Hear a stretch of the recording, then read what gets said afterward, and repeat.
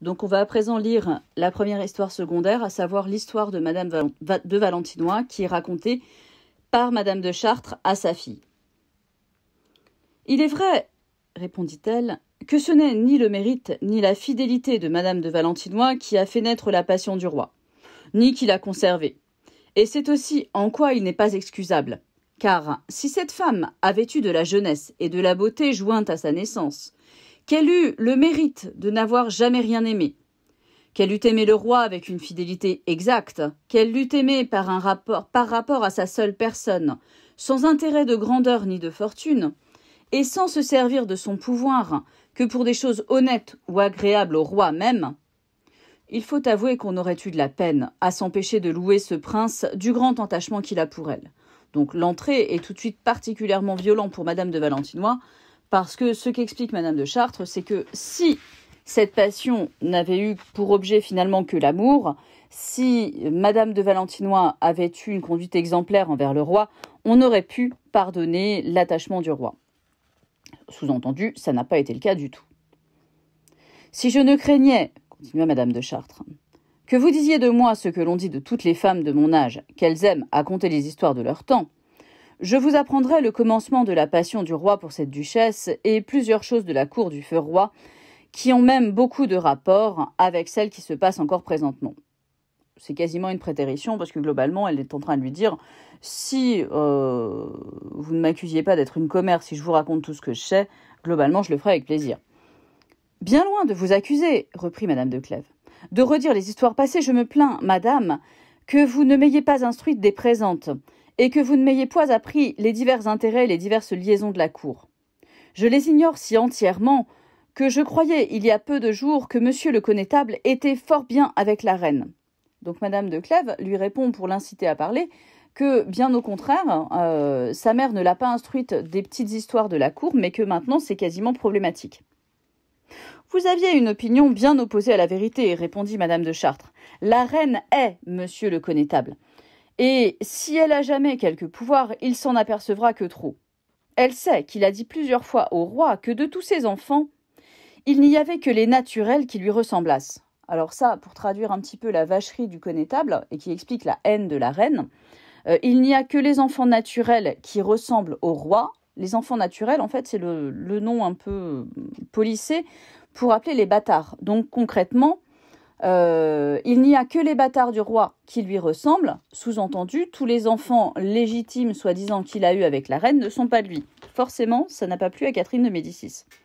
« Je n'eusse jamais soupçonné cette haine, interrompit Madame de Clèves, après avoir vu le soin que la reine avait d'écrire à monsieur le connétable pendant sa prison, la joie qu'elle a témoignée à son retour, et comme elle l'appelle toujours mon compère, aussi bien que le roi. » Donc on voit que cette cour, en fait, n'est que dissimulation.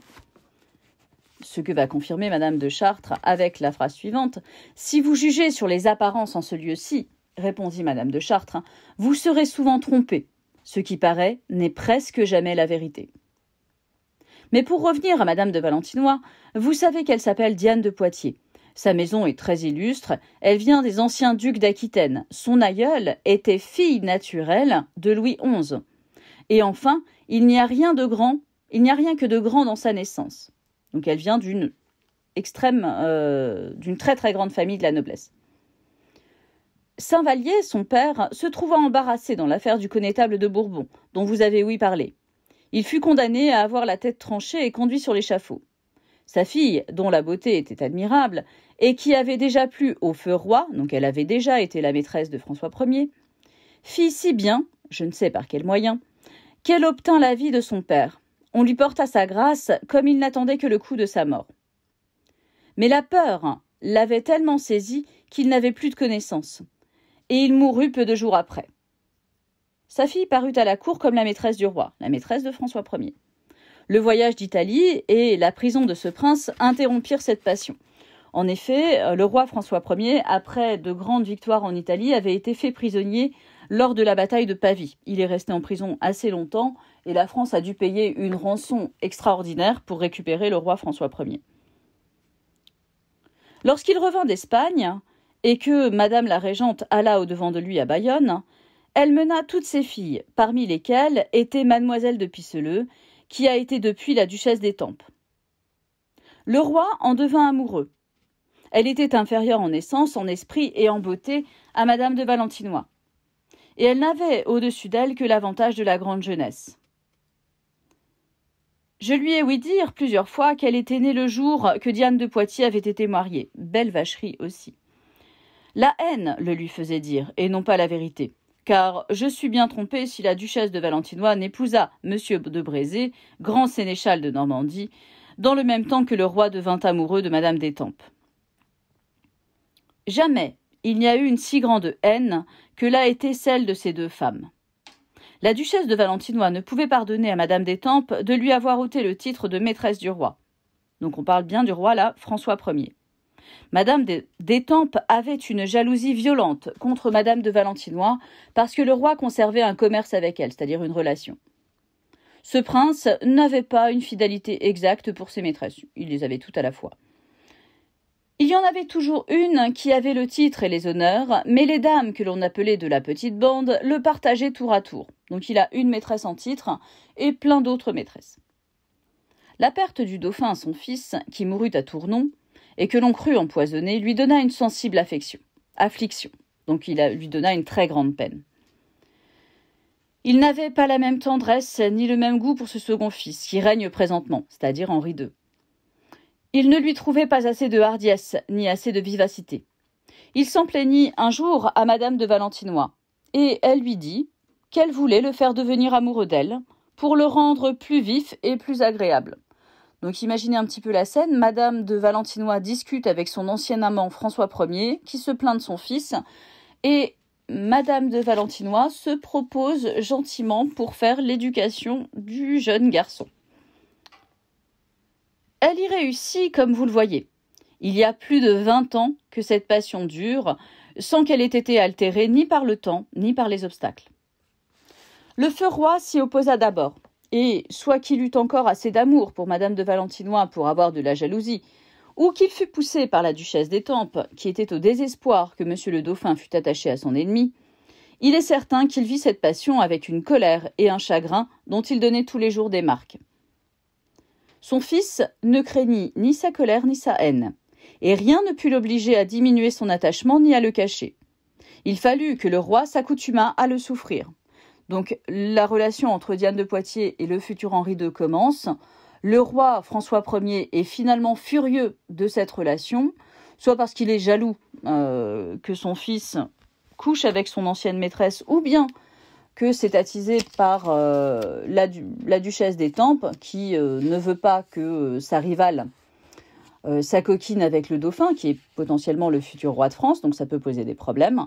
En tout cas, le roi est furieux, mais le futur Henri II résiste. Aussi, cette opposition à ses volontés l'éloigna encore de lui et l'attacha davantage au duc d'Orléans, son troisième fils.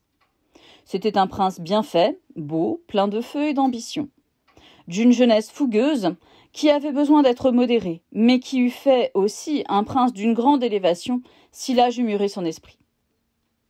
Le rang d'aîné qu'avait le dauphin et la faveur du roi qu'avait le duc d'Orléans faisaient entre eux une sorte d'émulation qui allait jusqu'à la haine. Donc si on a bien compris, le dauphin maintenant c'est Henri II qui est avec Madame de Valentinois, enfin le futur Henri II qui est avec Madame de Valentinois, et le roi, par opposition, s'est attaché à son troisième fils, donc le duc d'Orléans. Et les deux frères ne s'entendent pas du tout, et la rivalité entre les deux va finalement jusqu'à la haine. Cette émulation avait commencé dès leur enfance, et s'était conservée. Lorsque l'empereur passa en France, l'empereur, il s'agit de Charles Quint, il donna une préférence entière au duc d'Orléans sur Monsieur le Dauphin, qu'il a ressenti si vivement que, comme cet empereur était à Chantilly, il voulut obliger Monsieur le Connétable à l'arrêter, sans attendre le commandement du roi.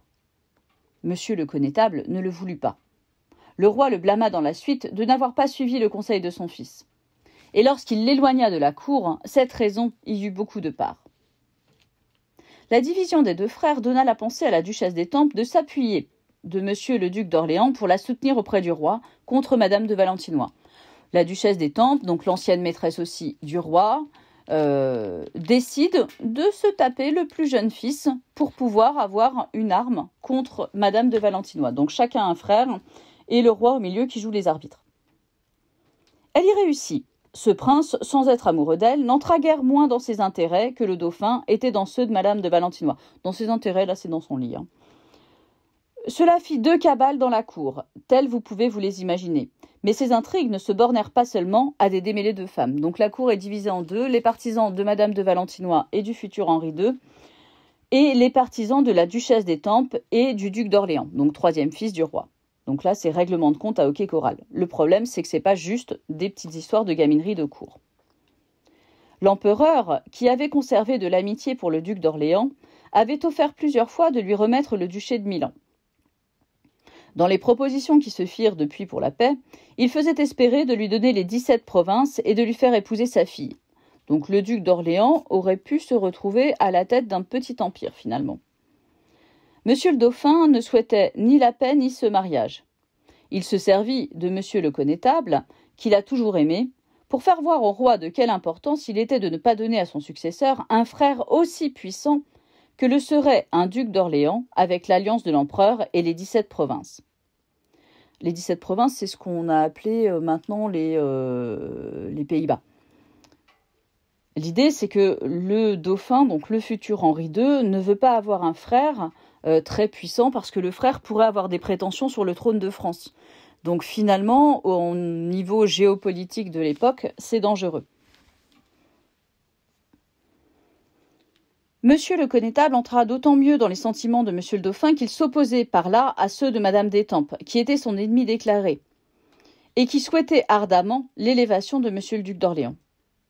Monsieur le dauphin commandait alors l'armée du roi en Champagne, et avait réduit celle de l'empereur en une telle extrémité qu'elle eût péri entièrement, si la duchesse d'Étampes, craignant que de trop grands avantages ne nous fissent refuser la paix et l'alliance de l'empereur avec monsieur le duc d'Orléans, n'eût fait secrètement avertir les ennemis de surprendre Épernay et Château-Thierry, qui étaient pleins de vivres. Ils le firent et sauvèrent par ce moyen toute leur armée. Donc là, il faut bien suivre. La duchesse d'Étampes, pour favoriser le 3e fils du roi, le duc d'Orléans, dans ses petits intérêts personnels, va trahir la France, aller voir les armées de l'empereur, contre qui la France est en guerre, et leur indiquer le point faible, entre guillemets, une possibilité de se récupérer de leur mauvaise posture. Et finalement, les troupes de l'empereur se sauvent grâce à la trahison de la duchesse d'Étampes. Cette duchesse ne jouit pas longtemps du succès de sa trahison. Peu après, monsieur le duc d'Orléans mourut à Farmoutier, d'une espèce de maladie contagieuse. Il aimait une des plus belles femmes de la cour et en était aimé. Je ne vous la nommerai pas parce qu'elle a vécu depuis avec tant de sagesse et qu'elle a même caché avec tant de soin la passion qu'elle avait pour ce prince, qu'elle a mérité que l'on conserve sa réputation. Donc le duc d'Orléans meurt peu après, il était amoureux, fou, d'une femme qu'il aimait aussi passionnément et qui s'est toujours bien comportée avec lui. Donc à chaque fois, on voit que les princes ont plusieurs maîtresses. Le hasard fit qu'elle reçut la nouvelle de la mort de son mari le même jour qu'elle apprit celle de M. d'Orléans. Coup de bol. De sorte qu'elle eut ce prétexte pour cacher sa véritable affliction, sans avoir la peine de se contraindre. Donc là, ça tombe bien, son mari a la politesse de mourir en même temps que son amant, et elle peut ainsi être véritablement peinée et passer pour une veuve exemplaire. Le roi ne survécut guère le prince son fils. Il mourut 2 ans après. Il recommanda à M. le dauphin de se servir du cardinal de Tournon et de l'amiral d'Annebault, et ne parla point de M. le connétable, qui était pour l'heure relégué à Chantilly. Ce fut néanmoins la première chose que fit le roi son fils, de le rappeler, et de lui donner le gouvernement des affaires. Madame d'Étampes fut chassée et reçut tous les mauvais traitements qu'elle pouvait attendre d'une ennemie toute puissante. La duchesse de Valentinois se vengea alors pleinement, et de cette duchesse et de tous ceux qui lui avaient déplu. Donc là, c'est vraiment un moment de purge après la mort de François Ier, lorsque la duchesse de Valentinois, maîtresse en titre du nouveau roi Henri II, va éliminer tous ses ennemis. Son pouvoir parut plus absolu sur l'esprit du roi qu'il ne paraissait encore pendant qu'il était dauphin. Depuis 12 ans que ce prince règne, elle est maîtresse absolue de toutes choses. Elle dispose des charges et des affaires. Elle a fait chasser le cardinal de Tournon, le chancelier Olivier et Villeroy. Ceux qui ont voulu éclairer le roi sur sa conduite ont péri dans cette entreprise. Donc là, on voit que Madame de Valentinois est toute puissante à la cour et qu'elle n'hésite pas à se débarrasser de ses ennemis. Elle les exile, elle leur enlève tous les emplois qui peuvent leur rapporter beaucoup d'argent. Le comte de Taix, grand maître de l'artillerie qui ne l'aimait pas, ne put s'empêcher de parler de ses galanteries, c'est-à-dire de ses aventures, et surtout de celle du comte de Brissac, dont le roi avait déjà eu beaucoup de jalousie. Néanmoins, elle fit si bien que le comte de Taix fut disgracié. On lui ôta sa charge, c'est-à-dire son emploi, et, ce qui est presque incroyable, elle la fit donner au comte de Brissac et l'a ensuite fait maréchal de France.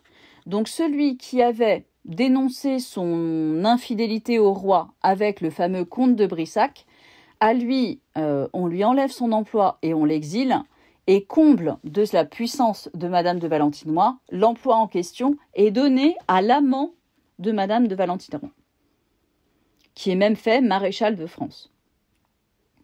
La jalousie du roi augmenta néanmoins d'une telle sorte qu'il ne put souffrir que ce maréchal demeurât à la cour. On s'étonne. Mais la jalousie, qui est aigre et violente en tous les autres, est douce et modérée en lui par l'extrême respect qu'il a pour sa maîtresse. En sorte qu'il n'osa éloigner son rival que sur le prétexte de lui donner le gouvernement de Piémont. C'est-à-dire que le roi est jaloux, mais il aime tellement Madame de Valentinois que quand il cherche à éloigner son amant, il le fait avec une sorte de bonne raison, c'est-à-dire qu'il lui donne le gouvernement du Piémont. C'est en quelque sorte une promotion. Il éloigne son rival, mais il lui donne une promotion. Donc le type est doublement gagnant. Il y a passé plusieurs années. Il revint l'hiver dernier sur le prétexte de demander des troupes et d'autres choses nécessaires pour l'armée qu'il commande. Le désir de revoir Madame de Valentinois et la crainte d'en être oublié avaient peut-être beaucoup de part à ce voyage. Le roi le reçut avec une grande froideur. Messieurs de Guise, qui ne l'aiment pas, mais qui n'osent le témoigner à cause de Madame de Valentinois, bah oui, elle a fait des exemples, se servirent de Monsieur le Vidame, qui est son ennemi déclaré, pour empêcher qu'il n'obtînt aucune des choses qu'il était venu demander. Il n'était pas difficile de lui nuire, le roi le haïssait, et sa présence lui donnait de l'inquiétude, de sorte qu'il fut contraint de s'en retourner sans remporter aucun fruit de son voyage, que d'avoir peut-être rallumé dans le cœur de Madame de Valentinois des sentiments que l'absence commençait d'éteindre. Donc les Guises manœuvrent aussi en sous-main contre le comte de Brissac, en se servant du vidame. Donc on voit que les cabales sont vraiment très très compliquées.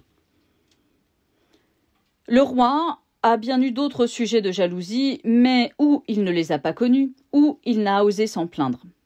« Je ne sais, ma fille, ajouta Madame de Chartres, si vous ne trouverez point que je vous ai plus appris de choses que vous n'aviez envie d'en savoir. »« Je suis très éloignée, madame, de faire cette plainte, répondit Madame de Clèves. Et sans la peur de vous importuner, je vous demanderai encore plusieurs circonstances que j'ignore. » Donc là, c'est la fin de cette première histoire secondaire, l'histoire de Madame de Valentinois. Et ce qui se passe, en quelque sorte, va servir à éclairer toutes les relations à la cour. Et on verra dans la suite du roman ce qui va arriver à Madame de Valentinois, qui est en quelque sorte annoncé dans ce passage.